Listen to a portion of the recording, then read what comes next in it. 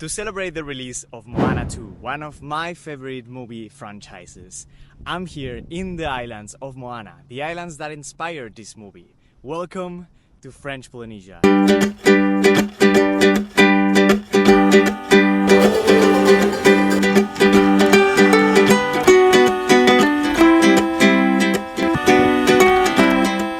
In this video I'm gonna tell you all about Polynesian culture, everything that you have to know about these islands, and I want to tell you about how amazing it is here, specifically in French Polynesia. So let's just start by telling you about this incredible place that I am at right now. This is Bora Bora, one of the islands in French Polynesia. So the Polynesian islands are located in the middle of the Pacific Ocean, in this case on the south of the Pacific Ocean, and French Polynesia is one of the biggest inspirations from Moana. The movie was made to be believable in the Polynesian culture, and that's one thing that I really love about it and why it's one of my favorite movies ever. Polynesian people were explorers, they were hunters, they were really rugged people. Polynesians were voyagers. They traveled thousands of miles from Southeast Asia, and it's believed they landed in one of the islands in this country, in French Polynesia. It's believed that they landed in Raiatea, which is the nearby island from the one that I am at right now. I am in Bora Bora, and this island, you can even see it from here. So it's so exciting to be here. The Polynesians traveled through many and many islands all around the Pacific Ocean, like Hawaii. They traveled to New Zealand, islands that are so far from each other. And they settled on different islands. But now I'm here in Tahití, where most of the inspiration for the movie came from. There's, Samoan culture, Hawaiian culture. When Polynesians arrived, they settled here in French Polynesia, and of course they had incredible navigation techniques from so long ago. It's crazy to think that, this society that lived here so many years ago had such great ways of exploring the world. They were explorers, they were wayfinders. They used the stars, they used everything that was on their possession, every sign of nature that they could find to find their way, and they did find their way. These people traveled for so many kilometers with such old engineering, with those boats, with those wooden boats that would take them really far. Sometimes they made it, sometimes they just got lost on the way because it's the biggest ocean in the planet, the Pacific Ocean, but they made it so far. And it's very interesting because the whole point of the movie, the big stop, like the big pause where the people stopped traveling, that's actually a fact.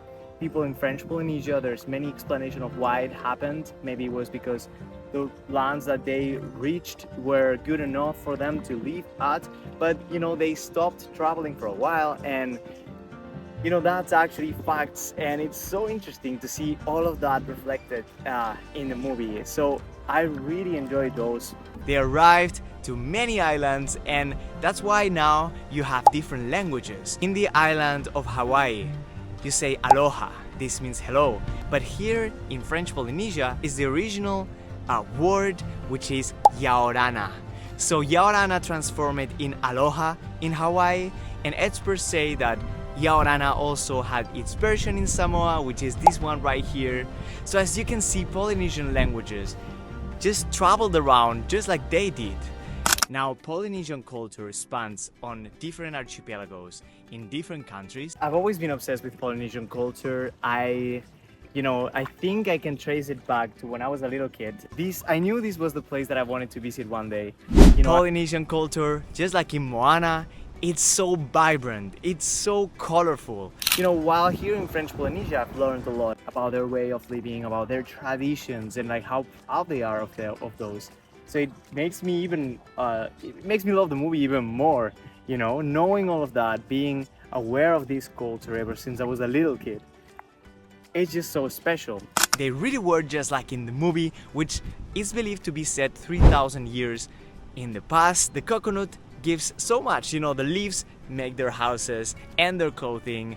The coconut, they can drink from the coconut, they can eat the meat of the coconut. There was this theme park called Portaventura close to Barcelona, where I'm from, and you know, there's a land based on Polynesia, and that, you know, the plants, the culture, the music. There was a show with Polynesian dances. All of that really, you know, called me, I feel like, and that's why I started researching. And then I knew all about it. The dances, you know, the music, it's such a big part. When I got here to Tahiti, in the airport, they were playing music. Then I got to this guest house that I was staying for the first day, super local. I was sleeping in a terrace in Tahiti for one night in the main island. And, you know, Eva, the host, starting playing the ukulele and this special guitar, and she started singing to me. Her and her mom was harmonizing. It was just so magical. That was my first arrival to the French Polynesian islands. So definitely, you know, music, it's such a big part. If you have the opportunity, go watch a show. I watched more than one where they perform the traditional dances, and it's just so magical. So definitely go watch one. Here in Moorea, I went to this resort, the Manaba, and actually at night, on I think Wednesdays and Saturdays, maybe another day also, they do this performance where you can actually get to see it without staying in the hotel. You just go to the bar, get a drink, and you're able to see the show. So that was always, you know, like something that I've been wanting to do, and something that I really enjoyed. So when I watched the movie, you know, and they had, like, of course, like all the dances, all the clothes, it's inspired on ancient, like 3,000 years ago, you know, Polynesian culture. Thank you guys for watching. Make sure to subscribe, give a like, and I'll see you guys on the next adventure. See you.